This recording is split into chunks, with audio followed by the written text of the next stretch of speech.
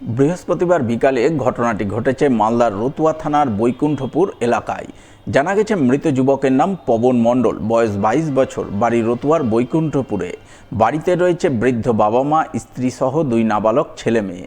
পরিবার সূত্রে খবর, প্রতিদিনের মতো বৃহস্পতিবার বিকালেও পবন কাজ থেকে বাড়ি ফিরে স্নান করে বাড়ির উঠোনে ভিজে গামছা মেলতে যায়। ওই সময় কোনো কারণবশত বিদ্যুৎস্পৃষ্ট হয়ে বাড়ির উঠোনেই তিনি মৃত্যুর কোলে ঢলে পড়েন। ঘটনাকে ঘিরে পরিবারবর্গ কান্নায় ভেঙে পড়েন। শোকের ছায়া নেমে আসে গোটা এলাকায়। ঘটনার খবর পেয়ে রতুয়া থানার পুলিশ মৃতদেহটি উদ্ধার করে ময়না তদন্তে পাঠায় বলে জানা গেছে। ছেলেটা মানে রাজমিস্ত্রি লেবারের কাজ করে, এবার দিনের সময় কাজে গিয়ে সন্ধ্যার সময় কাজ থেকে বাড়ি ফিরে পরে ও স্নান করতে যায়।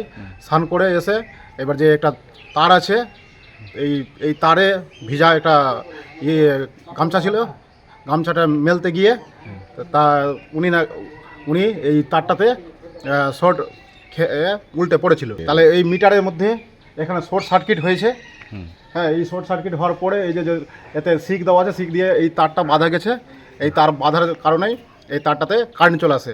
তখনই ও লুঙ্গিটা মেলার কারণেই তার শর্ট লেগে পড়ে যায়। এবার তুলে হসপিটালে নিয়ে যায়।